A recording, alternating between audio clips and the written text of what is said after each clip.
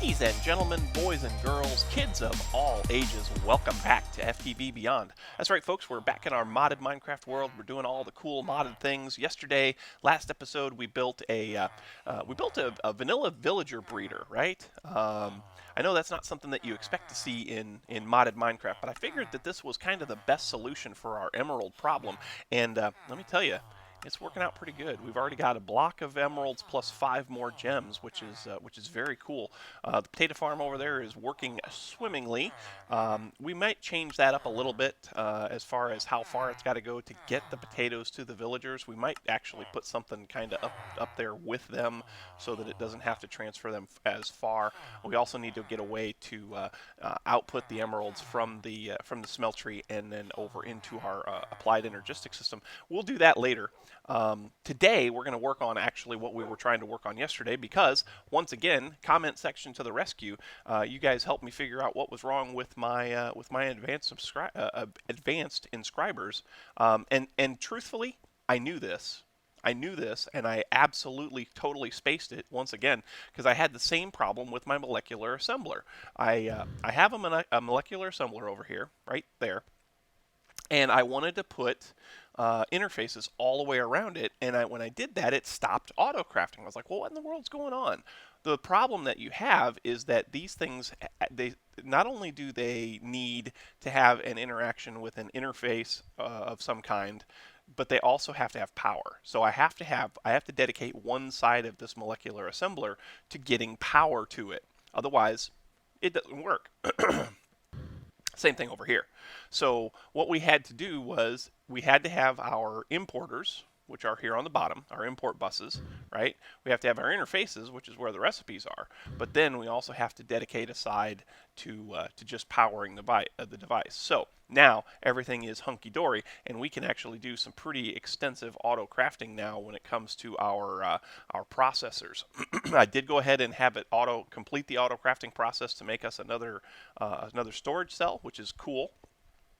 I spent the evening yesterday making some more recipes, so let's go ahead and change our view here. Let's go ahead and go from, instead of viewing everything that we have, to just the craftable stuff. So these are all the recipes that I have currently made. So I've got everything I need to make the 64K storage cells, blocks of coal, because I needed that for something. I can't remember what I needed it for, but I needed it for something. All of our processors, crafting table, because that's an item in a crafting recipe too. Gold nuggets, these factory casings from Woot, because I'm going to start working on getting that thing upgraded to its fullest potential. And then also, the other thing that I put in here were some of the things that you need to do some interaction type stuff. So we've got ME controllers. I can autocraft those now. We've got our ME interfaces, autocraft those. I also made the export and the import buses, right? I made those craftable as well. Now, the other thing that I did was I went through and I added all the recipes for the different types of cable that you can have here in Applied Energistics. I did that because we need to start utilizing the cable, the more versatile cable. So we've got everything in our base right now is wired up with this ME glass cable, right? And ME glass cable works great. ME glass cable does the job, but it only carries 8 channels, right? Our controller is capable of outputting 32 channels per side, but you can only make one connection, right? And so because of that, because you can only make one connection per side, you need to utilize that to the best of its ability, and that's where some of these other cables come in. So like the covered cable, this ME covered cable, which is just Fluix cable with a piece of wool on it. That makes what's called an ME covered cable. ME covered cable will give you more channels. I think it's no. I'm sorry. This will give you 8 channels as well, but you can color it and you can make it so that it won't attach to other colors of different types. The dense cable, this is the one that you need to be hooking up to your ME controller. This one here will hold 32 channels. And it will also give you a visual representation of how many of those channels are being used. It's got these lines that run down it, and for every line that runs down it, you're actually using 4 channels. So we would be able to put that in, and we'd be able to see just exactly how many channels we're using. And then when we get down here to the smart cable, which does the same thing, except it's an 8-channel cable, just like the Fluix, the glass cable. Then you can see that each line is 1 channel. You got 8 lines, and then by the time you get them all filled up, then you've used all the channels that cable can carry. So we need to be starting to utilize some of this stuff. I will definitely be doing that. We need to move our controller someplace else. But the other thing that we're going to be working on is, like I said, I built. Except I don't see the. Oh, I know. Is that? Did I? Wait a minute. Hold on a second. Hold the freaking phone. Hold the freaking phone here. I built import. Aha. Okay, so if you're just showing craftables, then it doesn't show you how many you have. I didn't realize that, but that's okay. So I made 16 importers, right? And I also made some exporters. No, it's not exporter, it's an export bus, silly. So I made 16 of those and 16 of the 16 import, 16 export. And what we're going to do with those is we're going to start automating a bunch of things like our sag mills here, right? So I put in this whole row of sag mills. I've got 8 sag mills and I've got 8 alloy smelters on the other side of the room. We're going to set this up so that any ores that come in from our void ore miner, or for that matter the mining dimension, any ores like iron ore and emerald ore and diamond ore and coal, coal ore, because we'd be getting coal ore from the ore miner. All of those ores are going to get sent to these sag mills, and they're going to get broken down into their next level components. So like iron ore would get broken down into iron powder or iron dust, whichever one it is, and then it's going to get sent back to the ME system. And then all of those powders, all of those dusts are going to get sent over to the alloy smelters, and then they're going to get turned into their ingot form, and then the ingots will get sucked back. So the exporter will take the individual item that you want to send out, like the iron ore, and you hook that up to the sag mill, and it will export iron ore to the sag mill. So every time a piece of iron ore comes in, it goes out to a sag mill and gets broken down. And then the importer will take the item back out of the device and bring it back to the ME system. So once we've done that, if that's the end result, then it will stay in the system. But if it's not, if there's still another step, then the exporter over here will do that next thing. So what I'm going to do is I'm going to go ahead and get this thing set up so that all of our exporters and all of our importers are in place. There's another thing that we have to do that. Each one of these exporters will only do one item, right? But you can upgrade it. So if we do upgrade, oops, why am I not typing? There we go, upgrade. And we find the ones from Applied Energistics. I should have actually just typed in the mod name. Is it? No, those are refined storage. Or maybe it's the next page. No, that's not it. Yeah, let's just do that. I mean, I know it's here someplace. Okay. Well, hold on. Let's just do exporter. Exporter. Yeah. So here are all of the. Oh, that's why they're not called upgrades. They're called cards. So you have a capacity card that increases the capacity that the item will export. You have the crafting card and you have the fuzzy card. This allows you to say, like if I wanted to get rid of all of the bows, if I had a mob farm, if I wanted to get rid of all of the bows with different damage values, I could put a fuzzy card in there, and that would tell it that don't pay any attention to damage value, just get rid of it. Redstone card. I'm guessing that just does redstone, and then the acceleration card. So that works on speed. So we would want these capacity cards, right? These capacity cards will take your export bus and give you more inventory slots, and they're not too bad to make. You have to make one of these basic cards, which is a calculation processor and some golds and some iron and some redstone, and then you take that basic card and you add, in this case, you add a piece of you add a piece of Certus quartz, and it gives you this capacity card. So I'm going to go ahead and set some recipes up for some of these cards, specifically the capacity, the fuzzy, and maybe the acceleration. And then when I come back to you guys, we will. I'll have all of the exporters in place, all of the importers in place on these sag mills and these alloy smelters, and then we'll talk about how we're going to upgrade, how we're going to update the controller so that we have enough channels to do it. One thing I do want to show you is I remember in a couple episodes ago when we built our teleportation system that we had it right here out on the floor. I decided to change that when I decided to put these furnaces and stuff up here in the wall. I decided to go ahead and use these spaces for our matter receiver, and over here our matter transmitter, and then our dialing device is right here in the wall. So all we got to do is come in here, select where we want to go, and then stand on the platform, and it'll take us. And it's a pretty cool little way to hide it. Not really hide it, but kind of put it off to the side and such. So anyway, let me get going on some of this stuff on these exporters and importers and get them all where I want them to be, and I'll be right back.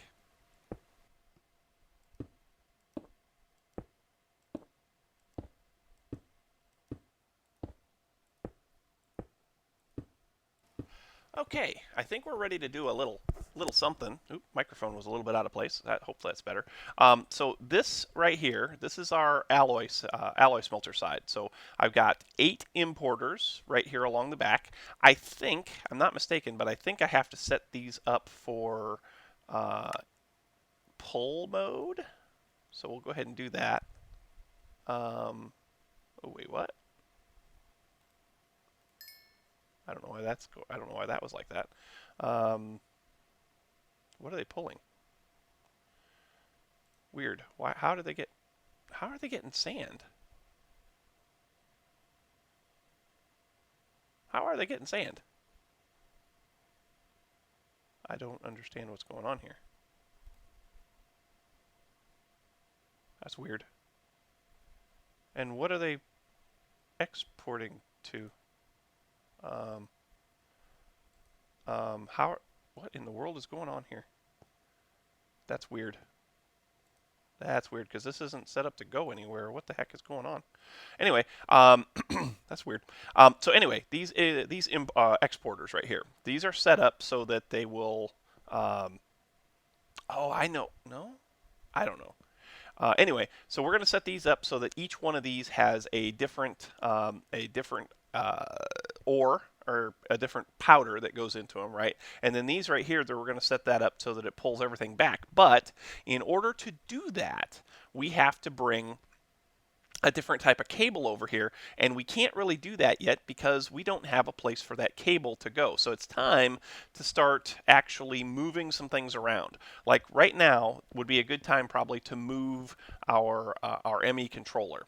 Now the ME controller is going to get bigger, obviously. We're going to have to make it bigger because we're going to need more than just 6 sides.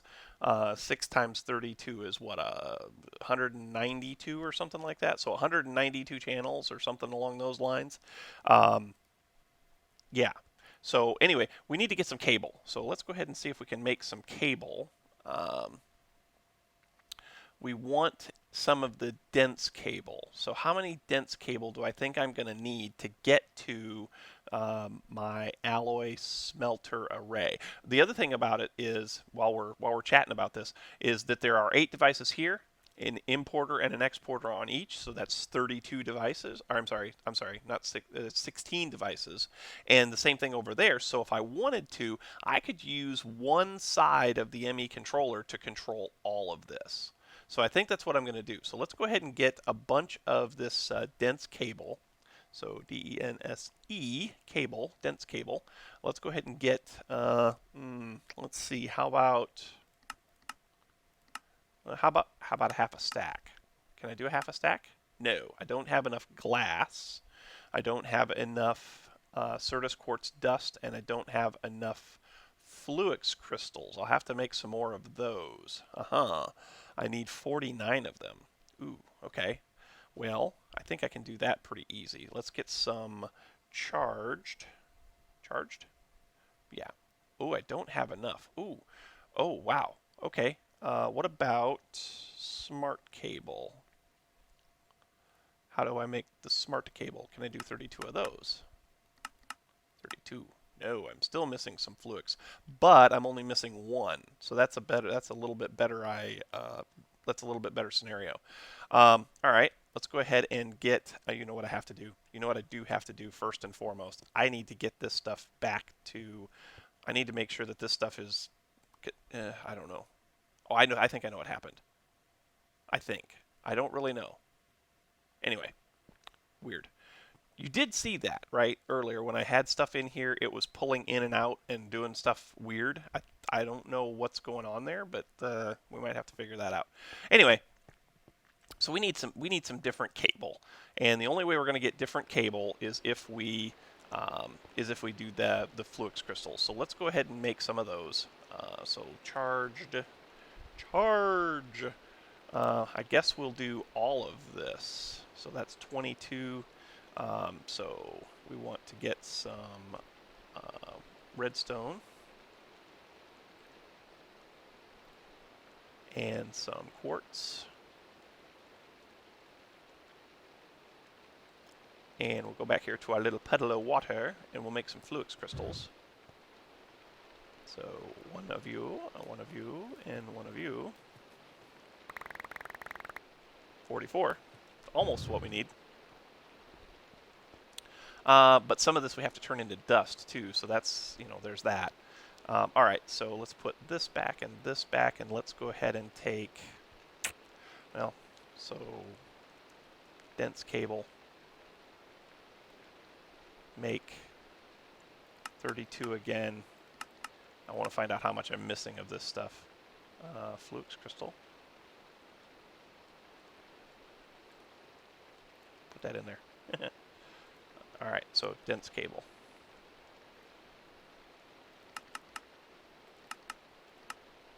It says we're missing 5 of those. We're missing 29 Certus quartz dust, and we're missing a bunch of glass. I have glass in my inventory. That's not a problem.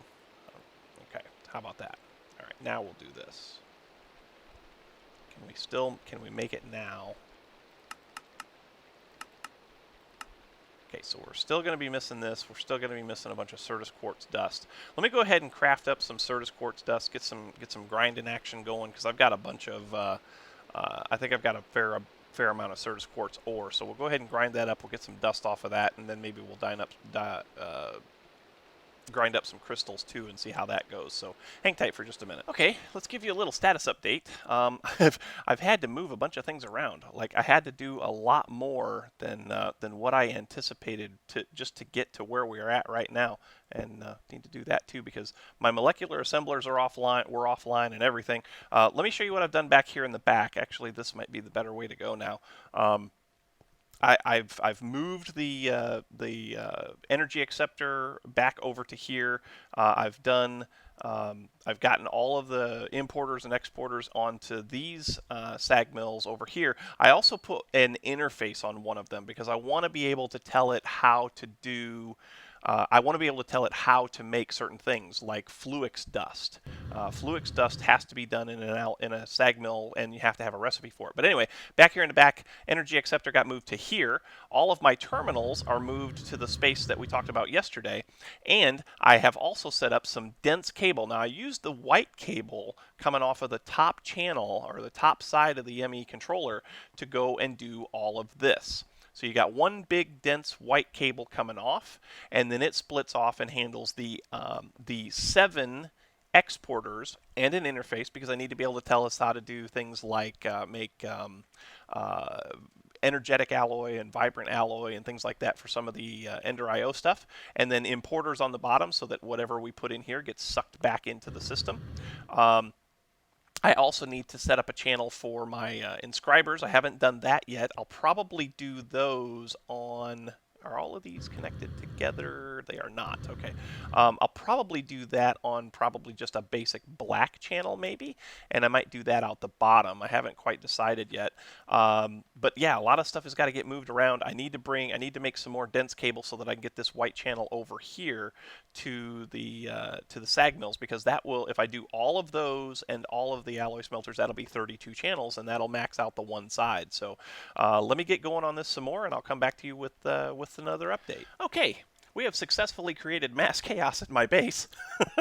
I have had the hardest time getting this all sorted out over here. I had so many cables over here. I had to move some stuff around. I had to try different cable colors and stuff like that. For those of you that don't know, you can make cable colors. First thing you got to make is the covered cable. So you take the regular glass cable, the regular Fluix glass cable, this stuff, cable, this right here, and you take this and you put it with a piece of wool, and that makes a piece of covered cable, right? And then if you take 8 of those covered cables and surround a color of your choice, so in this case I'm using white for all of the alloy smelters and sag mills, you take it and surround it by surround a piece of bone meal with 8 of those covered cables, and it gives you white covered cable. And then I had to go ahead and make smart cable, because the only cables that don't connect to each other color wise, where color doesn't matter, is dense cable and smart cable. Those have to be the colors of your choice. And covered cable might not do it either, but I wanted to be able to see the stuff, and you know, smart cable is just a covered cable with a piece of redstone and a piece of glowstone. But anyway, so I've got all of these hooked up now. These are all set up. These are all online. What we can do now is we can come over here and we can do this. Let's go in here and get ourselves an ore of some kind. So ores, we got lots to choose from. We've been getting a lot of stuff back from our mining dimension. So let's just go ahead and take one of these. Let's go ahead and take iron, for example. So what we can do now is we can bring this iron over here, and I'm going to bring it into this one right here. Not that there's a difference between any of them, but this is just the easiest one to get to. But if we come in here to this export bus and we tell it, go ahead and export iron to this. Now watch what happens out here. It is now getting iron from the system and turning it into this pulverized iron stuff. How cool is that? So every time iron comes back from the mining dimension or from the resource miner, or not the resource miner, but the ore miner and whatever, it's going to come straight here. It's going to get knocked down into the pulverized stuff, and then it's going to get put back into the system. So if I come over here and do iron now, just iron, right? My iron ore is dropping. My pulverized iron is climbing. Okay, so let's put this back in here. Let's take one of these and do this. Okay, and we'll come over here to this one here, and we'll tell it, okay, now that I've got pulverized iron in the system, go ahead and export that over here. Now watch what happens over here. So now it's taken the pulverized iron and it is turning it into iron ingots for us. How awesome is that? We have to do nothing to make sure that we are in the money when it comes to iron, right? I can increase the amount of stuff that particular sag mill and that particular alloy smelter can do by doing the upgrade cards. So like if I wanted to, let's say I've got an advanced card, so a basic card. So if I wanted to expand the number of items, I could do one of these crafting, or not crafting cards, but capacity cards. So let's go ahead and make one of those, and we'll go ahead and put that over here in this, and we'll see what it does, right? So right now, this particular export bus will only do one item, but if I put this card in here, now it'll do 5 items. If I put another capacity card in there, it'll do all 9 items that the export bus is capable of doing. I need to figure out how to balance the system so that no one machine is working too hard. And so I'm going to go ahead and make a bunch of these capacity cards and probably even some acceleration cards too. The acceleration cards will speed the system up. So But for right now, I also don't have any octadic capacitors in any of these. They're just straight sag mills and alloy smelters. So the system, even if I increase the speed of the ME system, the smelter will never be able to keep up until I get the capacitors. So that brings me to the next thing. How do I get it to be able to know how to make octadic capacitors? Because it has the recipe already, right? So capacitor. I already made the recipe for the capacitor, but what it doesn't know is how do I go ahead and make the alloys that I need to make these capacitors. It doesn't know how to make energetic alloy, and it doesn't know how to make vibrant alloys. So we can teach it how to do that. So let's go to our pattern terminal now. Do I have any more patterns? TTER. I don't. Let's go ahead and make a few of those because I think we can do that. 10? Sure. Why not? Yeah, we can do 10. We also have to teach the system how to make like Certus dust and well, we may not have to make we may not have to teach it how to make Certus dust. It may get enough Certus dust from the stuff that we're doing with all of the ores. When we bring the Certus quartz back, we're going to send that through a sag mill and make it into the Certus and make it into dust already. So anyway, we got patterns. So let's go ahead and do vibrant, or not vibrant, but energetic alloy. So energetic alloy, right? Energetic. There we go. So energetic alloy is pretty easy to make. It is redstone, gold, and glowstone in an alloy smelter, right? So what we need to do is we need to take some redstone and some gold and some glowstone and put it onto a pattern. So redstone, nope, that's red dye. Or red shrimming mushroom. So redstone and gold right there, and glowstone. Okay, so redstone, gold, and glowstone, right?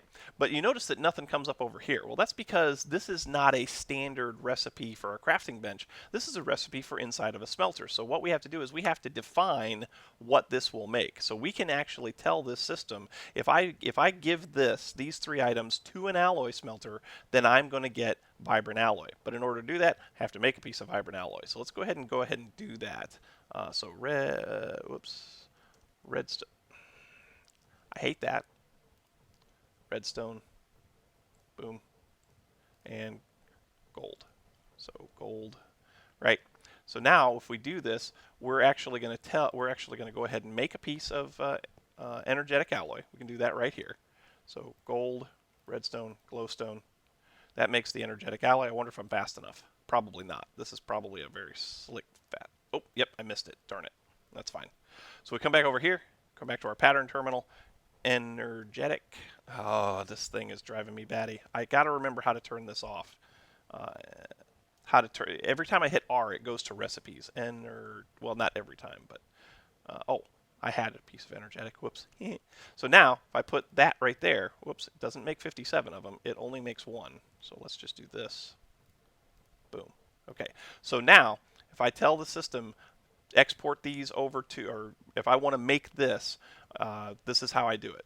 I export these items to this card, and voila, we'll get a piece of energetic alloy back. So I can come over here to this interface right here, and I can put that recipe in there like so, and so now energetic alloy becomes craftable. I'll do the same thing with the vibrant alloy and get that in there as well, and also make some other recipes as far as this sag mill over here to tell it how to make like fluix dust and so forth. But I think, folks, that is going to do it for today. I think we're actually just about right on time, or maybe even a fuzz long, because this episode has been a little bit complicated. I'm not really sure where we stand. I don't know what to do. But anyway, thanks so much for watching, folks. I hope you enjoyed. If you did, make sure you hit that like button. Also, don't forget to subscribe. The likes and subscriptions help out oh so immensely when it comes to those pesky YouTube search results. The other thing that helps a lot is comments, so make sure you leave your comments right down here in the comment section below, and we'll chat about it. Had a good conversation yesterday about all this applied energistics stuff and the derpiness that was me in not remembering that each of those Advanced inscribers had to be powered, not just have recipes attached to them. Plus, we did some good stuff yesterday with the emeralds and so forth, and lots of good stuff today with starting the process of getting our ores automatically pulverized and then smelted down into ingots. So thanks again for watching, folks, and thanks to all of my Patreon support staff. If you want to become a Patreon supporter, you can do that by visiting my page, and I'll have a little trailer video or a little trailer announcement here at the end of the video that will tell you where to go and how to go about doing that. But once again, have a great day, have a great weekend. Hope you've enjoyed your weekend. Hope you enjoyed this episode, and until next time, we will catch you on the flip side. We'll see you later. Bye-bye.